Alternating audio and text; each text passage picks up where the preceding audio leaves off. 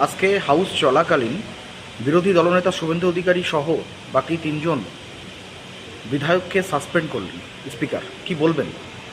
দেখুন, পশ্চিমবঙ্গ তো আর বর্তমান আহ, সেই যেটা আমরা বলি গণতান্ত্রিক দেশ, গণতান্ত্রিক রাজ্য নেই এখন।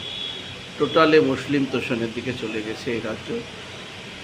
তাদের সাসপেন্ড করা হয়েছে কিসের ভিত্তিতে? সরস্বতী পুজোয় যারা বাধা দিয়েছিল, কিছু মুসলিম বিভিন্ন স্কুলে বাধা দিয়েছে, পুজো করা যাবে না, এবং মাস্টারমশাইকে অকথ্য ভাষায় গালাগালি করা হয়েছে।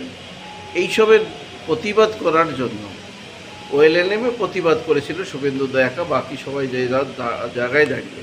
তার প্রতিবাদ করার জন্য যদি সাসপেন্ড হতে হয়, তাহলে এই বাংলায় গণতন্ত্র বলে কিছু নেই।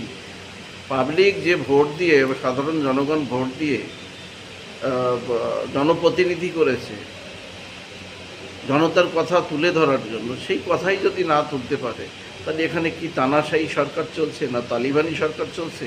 মমতা ব্যানার্জি নিজে কী চাইছে নিজেই জানেন না। অতএব এই সরকারকে আমরা ধিক্কার জানাই।